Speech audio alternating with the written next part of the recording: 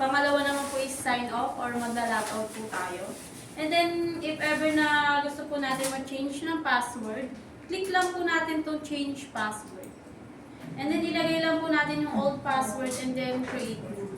So, pagtapos po nun, save lang po natin. So, dito po sa kaliwa, makikita po natin yung main module or main explorer, yung mga transactions na gagawin. So, meron po ditong outpatient din ancillary services dahil po ancillary services po yung iba. So, dito naman po sa sub-explorer, so makikita po natin, depende po sa module na i-click natin, pipiliin, yung mga sub-explorer po na nandito. So first po, so yan po yung sounds kapag po merong mga request na hindi pa narinig.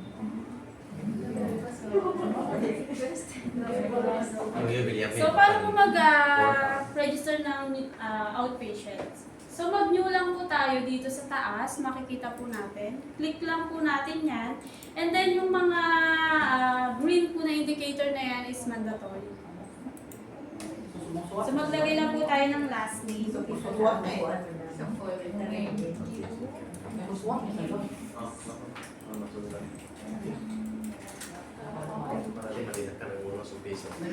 Then, click search po. So, kapag po may kapangalan si patient, lalabas po dun yung pangalan. So, pag wala po, ito po yung makikita natin. So, lagyan lang po natin yung mga mandatory na nilagay.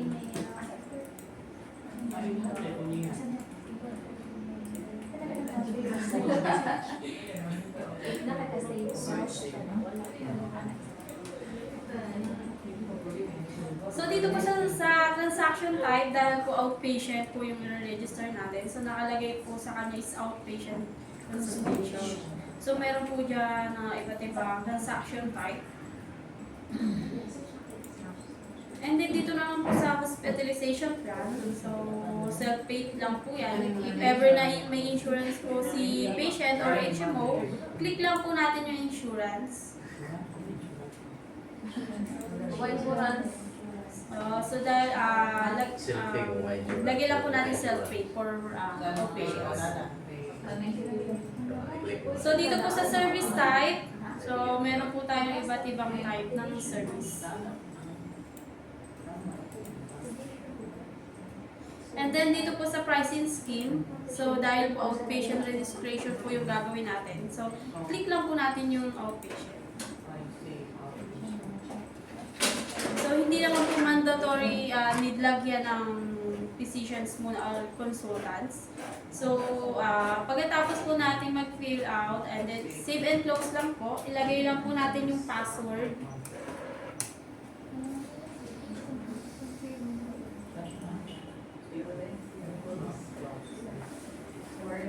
So makikita na po natin dito sa gitna yung name ni patient.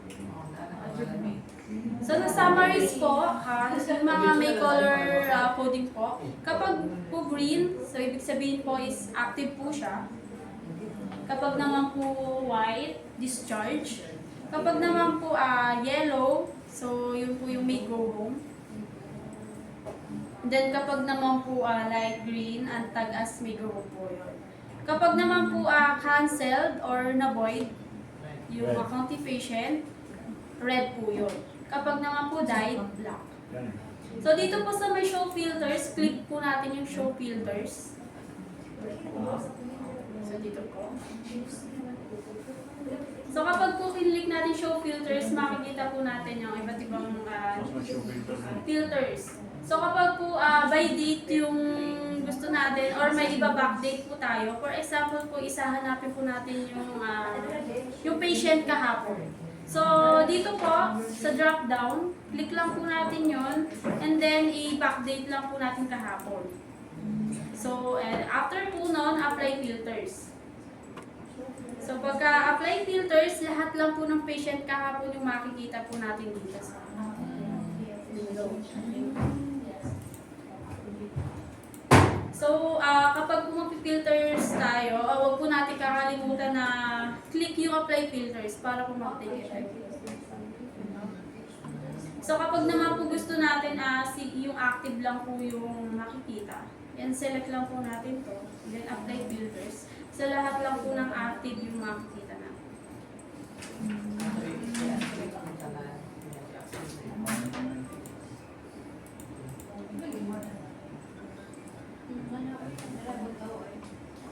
So after po nun, kung gusto natin i-view yung patient, click lang po tayo ng isang patient, and then dito po sa taas, meron pong view na button. Click lang po natin yun, then makikita na po natin yung information ng patient.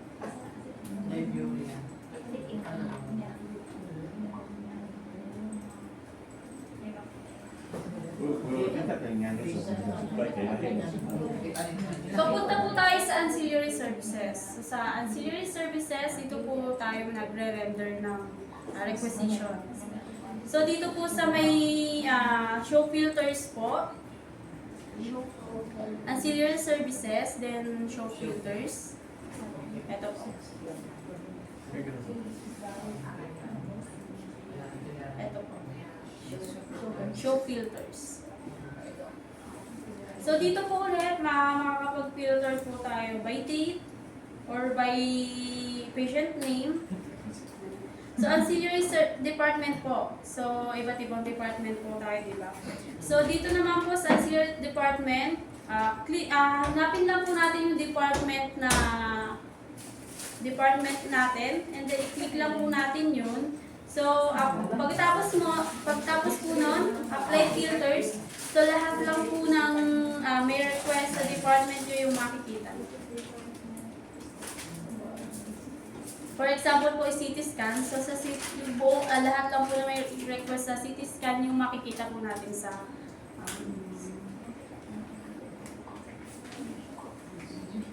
So by transaction status, if ever na gusto lang natin na for rendering yung makikita natin, click lang natin yung for rendering, then apply filters. So makikita natin lahat ng for rendering. So kung gusto naman natin makita yung fully rendered, i-unselect lang natin, and then click lang natin itong fully rendered. So pag nag-apply filters tayo, lahat po ng fully rendered, makikita po natin. So dito po sa summaries, dito po muna tayo sa summaries. Sa baba po, pakiclick po yung summaries. Summaries. So kapag click natin yung summaries, ayan po. Na-click na po yung summaries. So pag na-click na po yung summaries, meron po diyang color coding. So kapag gray po is for rendering. And then makikita po natin kung ilan po yung for rendering. Kapag naman po fully rendered, blue po siya, and then makikita po natin kung ilan na po yung fully rendered. Kapag naman po partially rendered, sky blue, so yung, for example po is, may items po na 3 yung ni-request, so 2 lang po yung na-render natin, so magpo-partially rendered naman. And then kapag na-void naman po, or na-cancel, kulay color red po siya. So kapag naman po nag-apply credit notes tayo, so yung mga hindi po nagamit ni patient is ibabalik. So mag-pink po.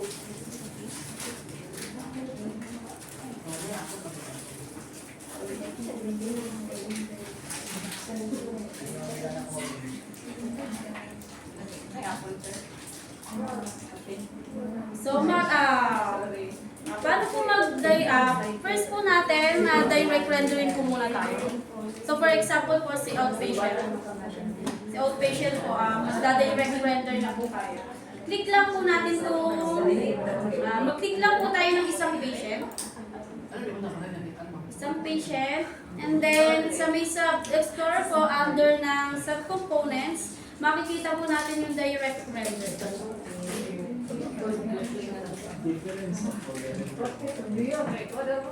So dito po, sa may taas po, so makikita po natin yung patient register selection mo. May tanong po kasi, ano po difference sa for rendering at At fully rendered. fully rendered? Ano yung Difference rendered po, na?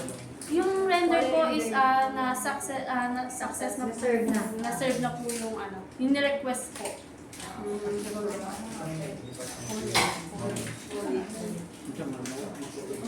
So kapag rendering po, for rendering pa lang po, so Isi-serve pa lang. isi-serve pa lang po. So dito po, dahil outpatients po yung ginawa natin kanina, so piliin na po natin outpatient. Kung inpatient naman po, click lang po natin inpatient, and then apply filters. Apply filters preferences. So lahat po ng inpatient na lalagay dito.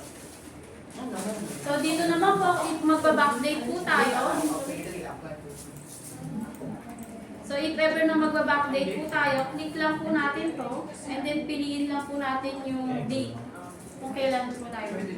And then apply filter preferences. So sa case status naman po, ayan, dahil po active naman po si patient, active lang po yung apply filter. So dahil nag-add po tayo, outpatient registration po tayo. So click lang po natin yung outpatient and then apply preferences. So lahat po ng outpatient, yung mga nandito. So piliin po natin yung register natin kaninang patient.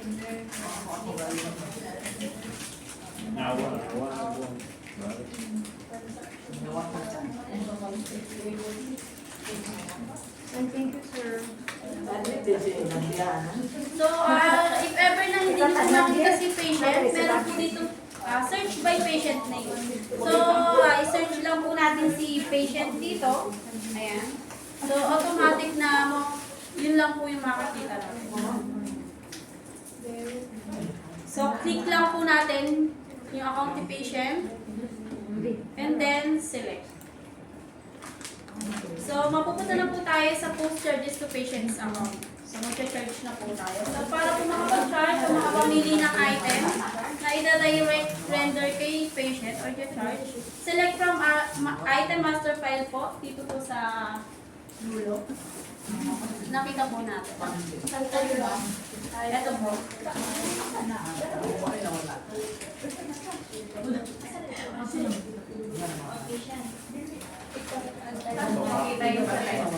And so dito po sa may Web Explorer, sa components, meron po dyan direct render. Direct render, and then piliin po natin yung outpatient. Yes. And then apply filter preferences. If ever na hindi po natin mahanap si patient, dahil sobrang dami po ng outpatient, i-search lang po natin yung name ng patient. Outpatient, tapos apply, then select charge mo. Yes. So select lang po natin. Ito po sa baba, tabi po ng close. Click lang po natin yun para po mapunta tayo dito sa post charges to patients account. Okay na po, nakapunta na po. Bakit po? Hindi po nasa. Ang direct render. Nakapag-register po kayo na. Sige. Then hanapin nyo lang po yung ni-register yung outpatient po kami. Ano pong pangalan nyo? Search po tayo dito. Pwede po mag-search. Ayan po. Click lang po natin yan and then select. Click. Select. Tapos, So, ayan po. So, para makapamili tayo ng items na i-charge kay patient, dito po sa baba, makikita po natin yung select from item master file. Click lang po natin yan and then mapupunta po tayo dito. So, mag-click ka dito kung ano. Yes, so for example po, is central supply po yung department natin, dito po natin makikita sa taas. So for central supply lang po. I-pharmacy po, yung pinili po natin kanina as senior research department, makikita po natin dito na pharmacy item selection. Wala mo nagpapalagay. So dahil training pa lang naman po sa isa pa lang po yung Supplies, pag-supplies sa sinasupply. So para po ma-filter yung ano, for example po is drugs and medicine lang po yung gusto nating makita. Click lang po natin yung drugs and medicine, makikita na po natin dito yung puro drugs and medicine. And select lang po natin. And then if ever na supplies po yung need natin makita, supplies po. Puro supplies po yung makikita natin dito. And then ganun din po sa examination, procedures, and miscellaneous. Hindi pwede magkasabay. Pag yung nag-select tayo sa drug and medicine, then punta tayo sa supplies. Pwede, I-uncheck multiple na. po. Pwede. Saan ba multiple? Pwede ba? So for example po, dito kung hindi po natin, kung nagmamadali po tayo ganun, hindi na po natin mag-scroll, i-search lang po natin yung item ID dito. Item ID or by item description or generic name. So iwasan lang po natin yung may mga zero prices para po hindi po mangyari. So yung mga may prices lang po muna yung piliin po natin. Wala pa tayo So for example po, pinili ko po is drugs and medicine. So i-click lang po natin to para kung magkaroon ng check and then dito po automatic na malalagay na po dito yung pag sinelect po natin.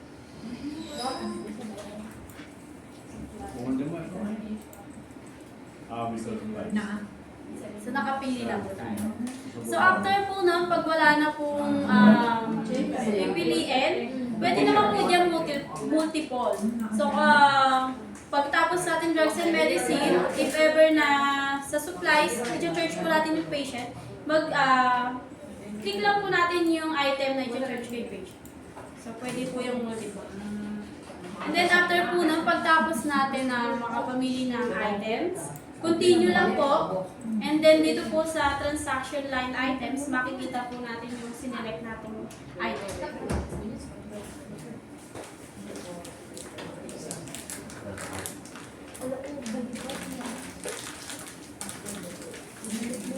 So dito po, sa rendering notes and remarks, pwede po tayong maglagay ng remarks or notes.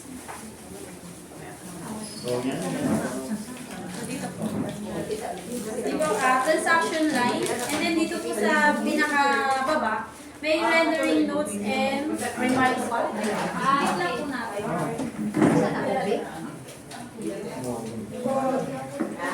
Continue po natin yan. Continue po muna. Continue po and then ayan po, rendering. So, nakapag... Tapos, save and close. So, after po nun, nakapaglagay na po tayo ng notes and remarks. Optional lang naman po yan, yung rendering notes and remarks. After po nun, kung wala na po tayong i-add, save and close lang po na. So, lagay lang po natin yung password kanina. So, dito po may lalabas po dyan pag na-save and close, yung print transaction slip document. So, pwede po yung i-print. I-preview po natin.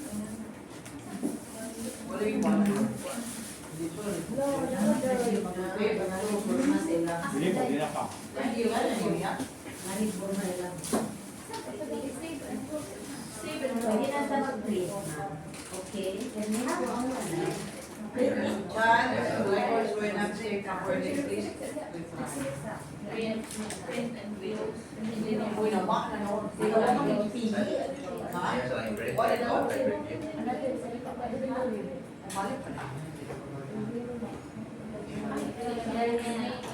Wala pa yung print review. Walang error pa. No, sir.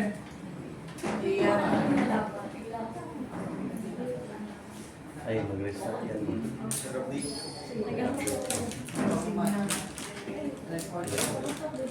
Kailangan mong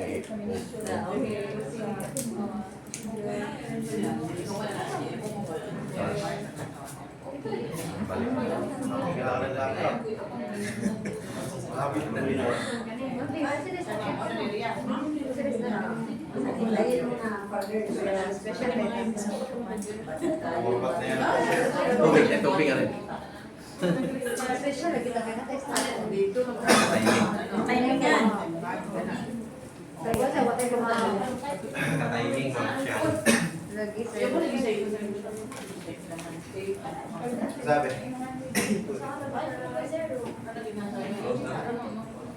Mana kang sita? Sa'yo na lang.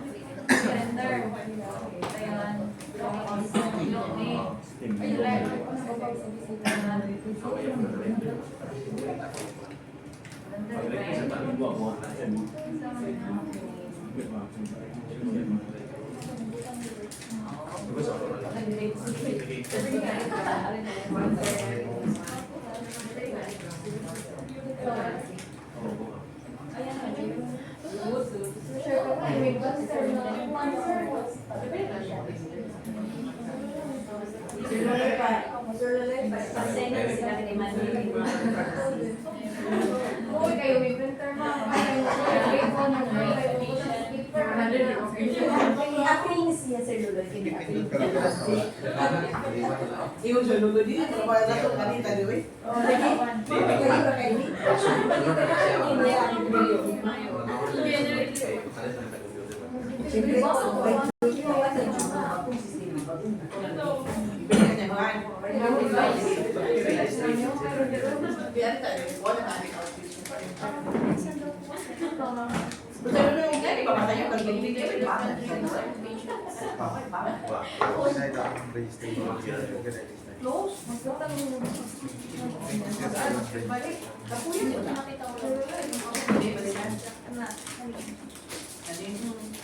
So, paano naman po mag-render ng requisition? So, so yung mga department po natin, hanapin lang po natin dito sa ancillary department. So, click lang po natin yon, then makikita na po natin lahat ng for rendering or fully rendered. So, para po makapag-render na ng requisition, ito po sa Sub-Explorer, under po ng Subcomponents, makikita po natin yung render requisition.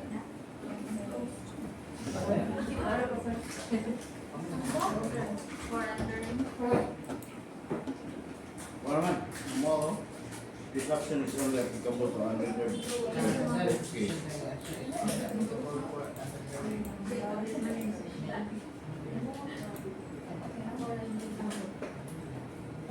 So yung mga i-render lang po, ulitin ko lang po, is yung mga gray lang po. So para po, puro for rendering lang po yung makita natin, dito po sa by transaction status, click lang po natin yung for rendering. So para makita po natin lahat ng ito po, i-render. So mag-click lang po tayo ng isang patient, and then dito po sa subcomponents, hanapin lang po natin yung render requisition. Wait lang po natin.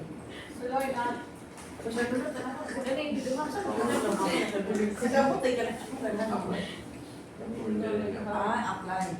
Aminaw ka ba? Sorry ka na. Dito, dito. Apply. Di mo for rendering for resignation yan. Ano meron? Bilang siya. Apply filters, di tamahan. Tuloy, sabi niyo tuloy. Apply filters. Lagi na, apply. So yung pinili po kasi natin is fully rendered na po siya. So mag-show filters po tayo. Show filters. And then click lang po natin by transaction para po for rendering po. Para po makita natin, para po Finish ba yun? i-click po talaga to para po makita. So apply filters po. Ayan. So for rendering lang po yung mga. Alta, ma'am. Tama. I-close tong line. Judy, gagawin na naman. Hindi na pinaka-active.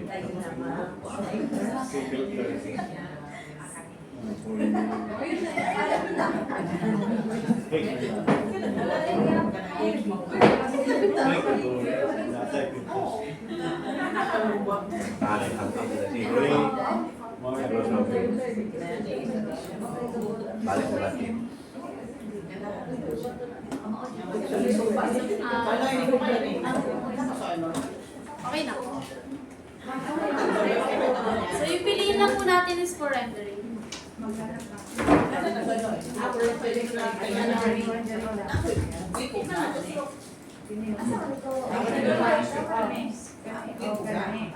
Sundin. Asa may click? So, after po nun, i-click lang po natin yung patient and then dito po sa subcomponents, click po natin yung render requisition. So, para po makapag-render na tayo ng requisition ng mantika. So, pag na-click po natin, makikita po natin ito post-charge to patient's account. So, sa taas po makikita po natin information ni patient. And then dito po yung ni-request, yung requisition po. So, dito po sa requisition notes and remarks, makikita po natin yung notes and remarks na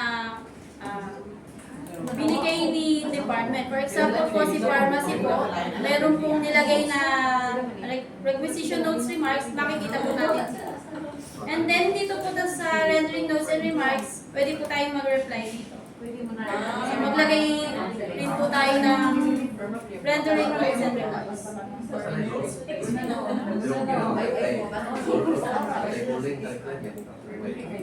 So dito po, for example, papalitan po natin yung quantity. For example po, 3 po yun. And then, 2 lang po yung mararender natin. So dito, ibahin lang po natin po.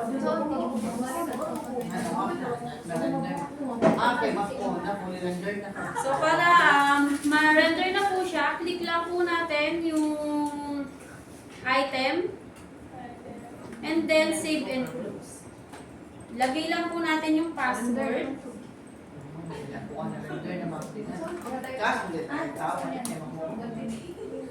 So meron po ulit na transaction slip. So pwede po yung i-print. So after po nun, so mawawala na po siya dito sa for rendering. So para po na makita natin siya, click lang po natin yung fully rendered. And then isa-search the patient.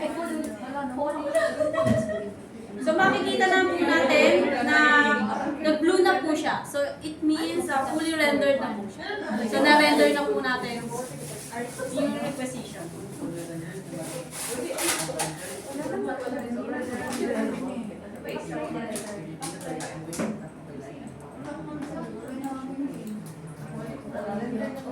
Lagi mo, kaya wala po yung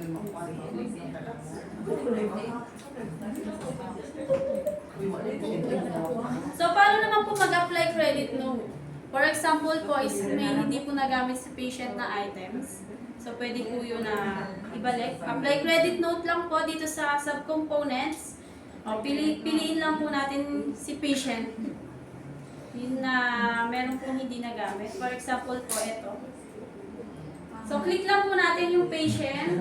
Ayan, para po ma-highlight. And then select. Okay, wala siya nakabisi-bisi.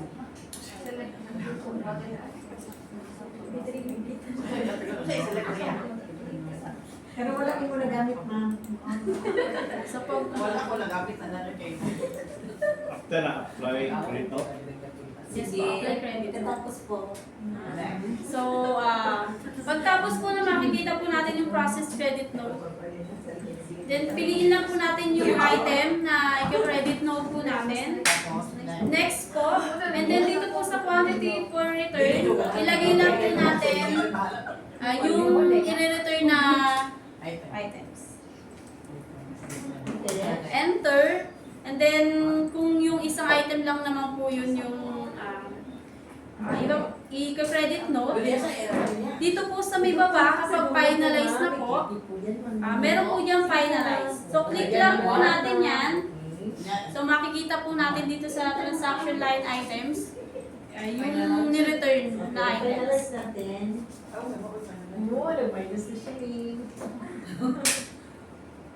So, dito rin naman po, pwede ulit po tayo maglagay ng remarks kung bakit po, for example, ilalagay ko lang bakit tayo nag-apply credit note. Wrong entry. So, after po nun, save and close lang po. Lagay lang po natin ulit yung password. O itaw ka na. Pero na yan.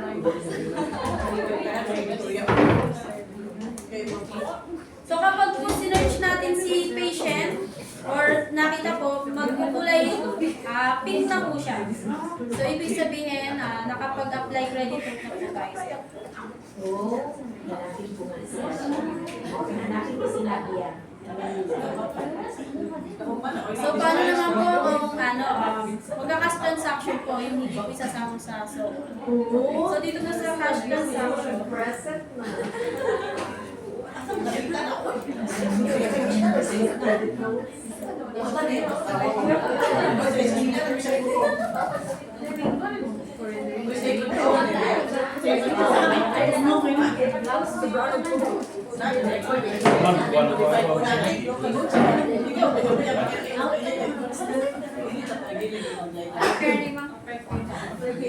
Paano naman po sa examination options with results po? So, pag with results naman po, pag na-render na po natin yung requisition, dito po tayo punta sa examination options. Kalibo ba? Katapos po,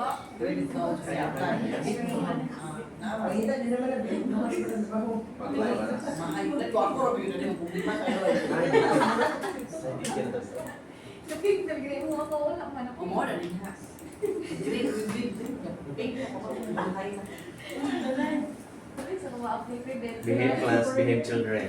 so dito po sa examination options, so para po lagay po tayo ng result ni patient, dito po sa manage examination, click lang po natin yan. So makikita po natin dito sa header yung information ni patient.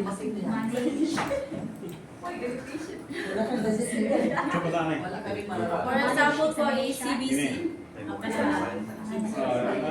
Strain. Sundan mo si mama. So for CBC naman po, sa ilagay lang po natin dito yung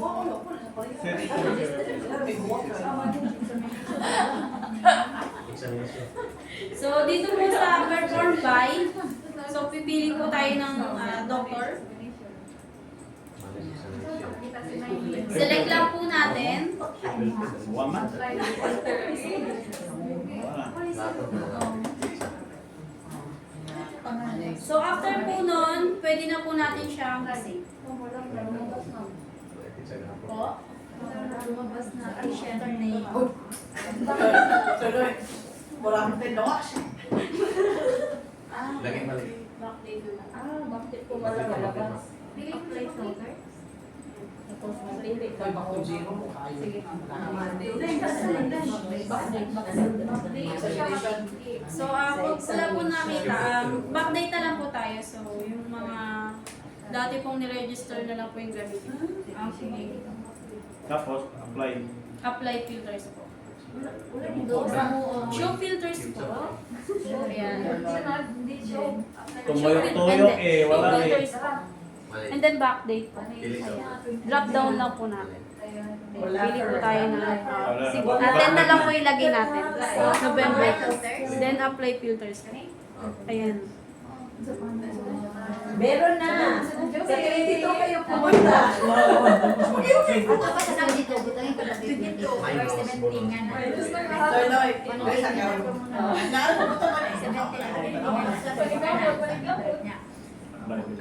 So kapag nakapag-manage examination na po tayo, dito po sa with result flag, makikita po natin na may check na po yung patient. Okay ba? So pag maglalak naman po tayo ng examination para po hindi na po magalaw or i-edit pa, i-click lang po natin yung lock examination after po ma-release. So dapat po release examination po muna bago lock examination.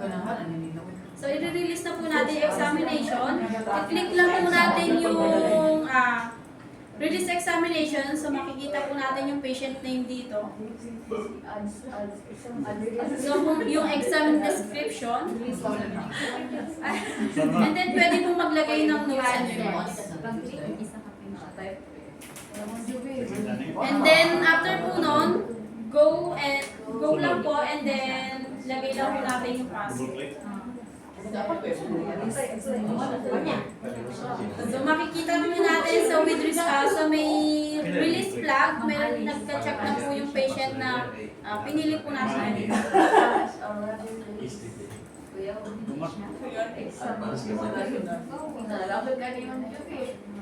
So para po makapag-manage examination, piliin po natin yung mga walang check. Yes, yung mga walang check. Ganito. Apply check. Manage examination lahat. Ito po. So ayan po yung mga pwede natin manage. Tapos manage po. The following test could have been complete normal body. So after na, perform manage. Ayan, gusto po tayo ng manage. And then manage examination. Makita ka lang pwede. So makikita po natin na na-check na siya. So kapag re-release naman po examination, click nyo lang po. Then, off. If ever na gusto nyo pong maglagay ng notes and remarks, lagyan lang. Then after po nun, go lang po. So nakapag-release na po ng examination. So after po nun, para po hindi na siya magalaw, lock examination po. So click lang po natin yung patient na pinili po natin kanina, then lock. So dito po, pwede ulit tayong maglagay ng notes and remarks.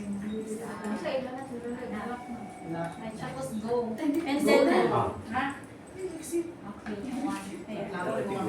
so makikita po natin na sa lock flag, meron na po yung check. So if ever naman po na i-edit natin yung patient, unlock lang po natin. Ito po. Sa subcomponents po may unlock.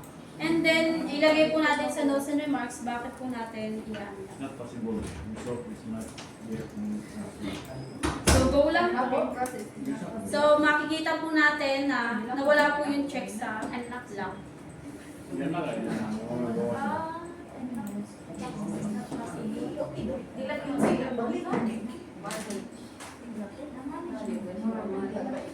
Go. Yan lang nyo. Go now. Go. Okay. Password again. Key password. Nalong na po.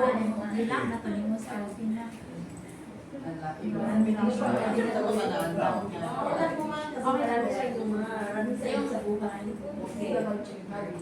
Tapos anak mo ka naman Mag-manage po.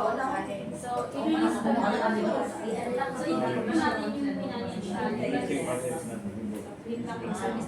yung kanina. Kanina po. Hindi po kasi siya ma-release. So, click po tayo.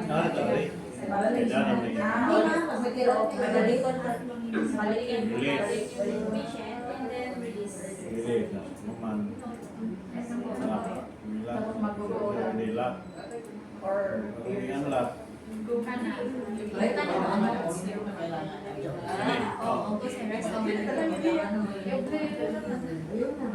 Ang laging notes, pinangasin mo pa. Ito may mga kita. Unlock po. So, kapag po in-release, so, Ito yung last na pinusahan. Inano ko kanina. so, nilala ko sa parang hindi na siya. Then go.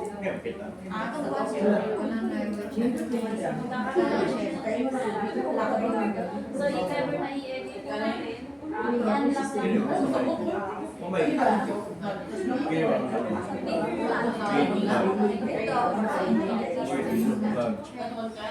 So, ilagay lang po natin yung may label. Ito yung bonding.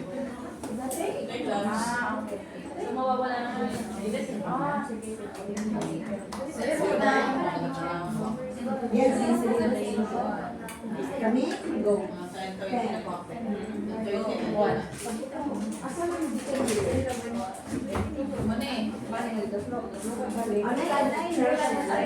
So, if may question po kayo, mag-ask lang.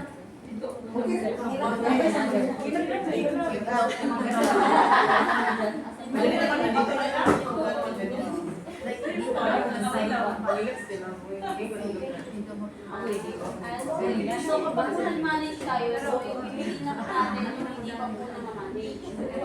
For example po, click po, then manage. Paano wala? Hindi pa pala siya nakamalis kasi may mga...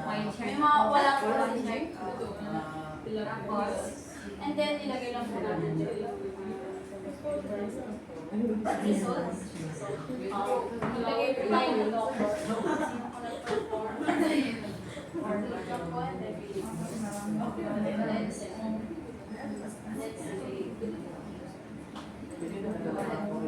So, makikita po siya.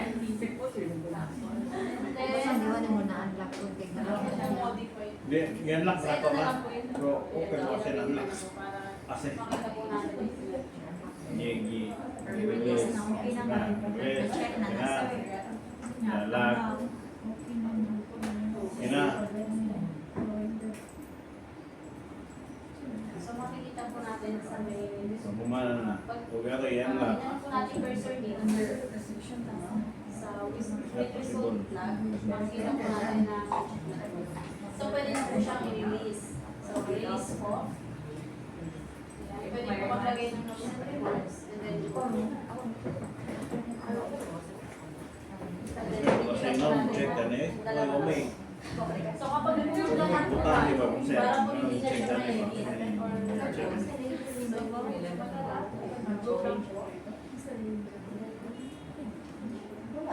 so, makikita po natin na mayroon na naman siguro nag-unlock. yes, Kailangan pala na marami. Ano ba? Okay, marami. Gusto mo yung mga label. Gusto mo yung mga parang chicken. May so, if ever po na i-edit, i-unlock lang po natin. description.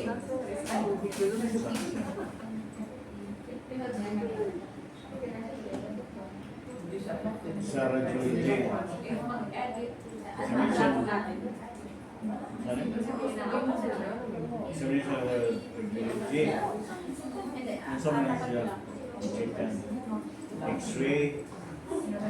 So, ibig sabihin po nun, fail na po. Makikita po niya.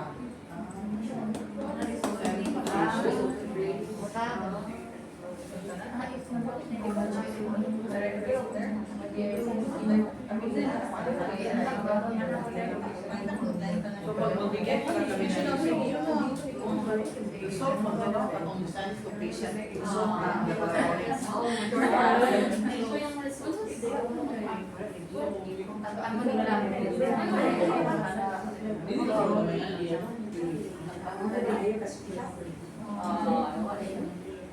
Okay na naman sa laboratory sila.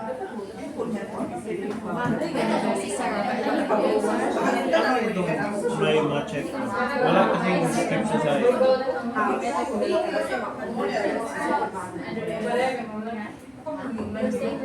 So, dito po, sa pakalawang, kapag po tinapat natin yung cursor, so ibig sabihin nilak po natin yung examination. So, kapag po pinlink po natin to, ayan. So, kapag po nag-examination tayo, magre-reflect po yan dito. Magkakaroon po siya ng check. pag nag-lock. Yes po. Pag nag-lock. So, Kapag naman po in-unlock natin, mag-example po ako. Ito, i-unlock ko po. So, mawawala po yung check niya. So, ibig sabihin, in-unlock ko po yung... Ito po. kining second. So, dapat po, Lock, yung gusto mo yan, unlock. so yung pangatlo naman naman po, ibig sabihin, release lang. So, na-release na po yung examination. So, ito po yun. Kapag po nag-release examination tayo, ito po sa components. Mga katuloy. Ang katulo is release plug. Manage examination po muna bago mag-release examination. And then after po mag-release examination, so ito po, kapag tinapat po natin dito with resolve plug, so nakapag-manage examination na po tayo. So dito naman po, makikita po natin sa panglimang box. So pag tinapat po natin paid plug, so ibig sabihin nakapagbayad na po yung patient. So magkakaroon po yan ng check. Paid lang. So ito naman pong dulo, kapag tinapat po natin, send to patient, so ibig sabihin po na ibigay na po kayo yung patient. Na-check na yan. Pag nagkaroon po ng check.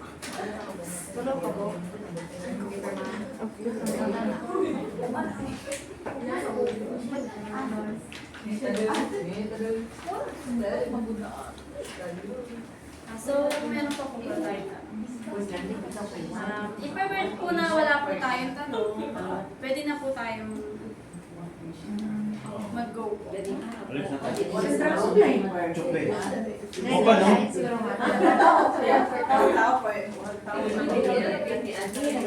Ito.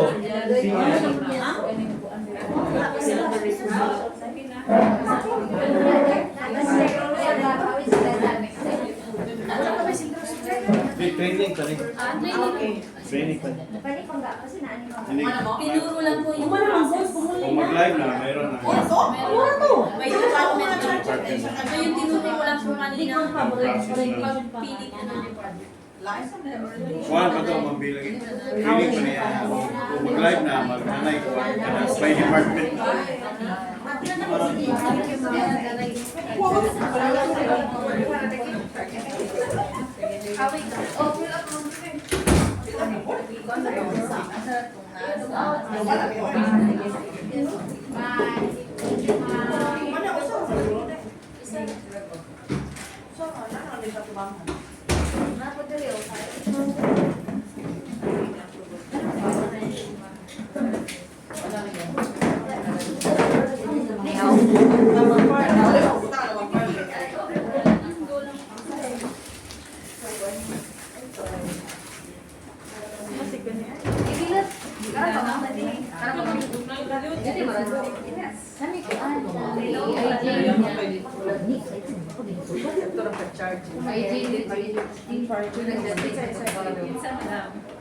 Okay na. Kami apil mo, ane? Mamaybe? Next month? Kaya mo, apil, putaan mo dan. One day, slash nurse, slash. Siguro ba sila?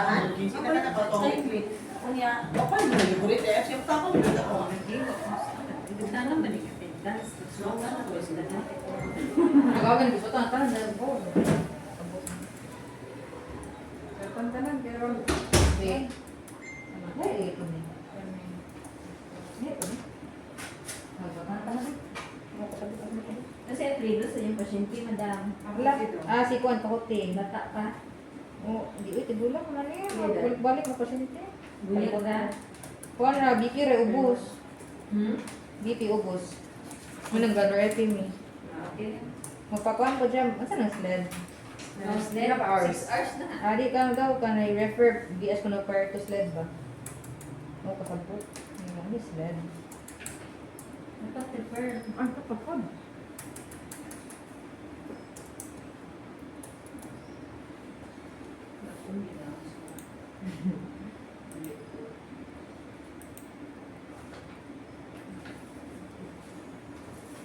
Kita mamilo, kita agad. Hindi. Nagumpay, natulog na ba? Nako, top 3. Asa na mag-11? Kita na luha. Kumayo kay Jaro, kurang to ino.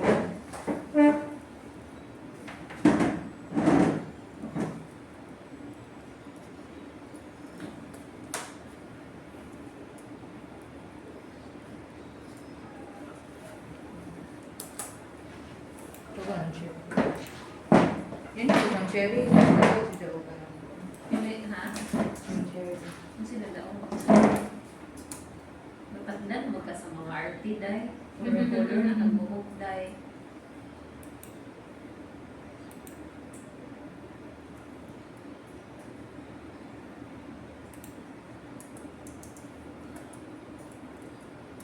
Sinasa, nagiging ka po. Ano? Naging? Ako ulit tayo. Ay, nagkaibuhok ko. Ano? Tapos, There's 5 ano.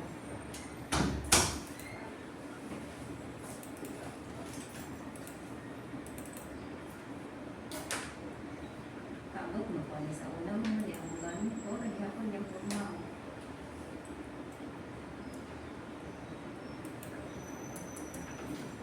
Yun ang puro.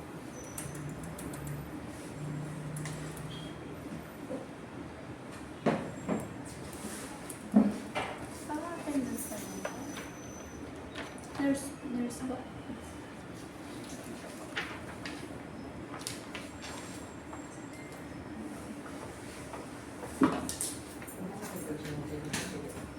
Dili, pinagtuig na ganyan saan. Kasi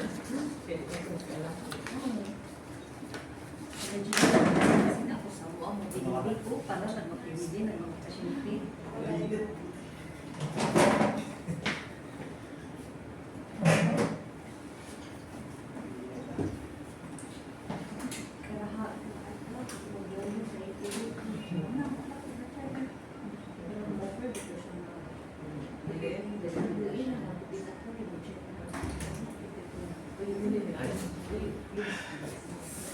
Pero next session na sila, next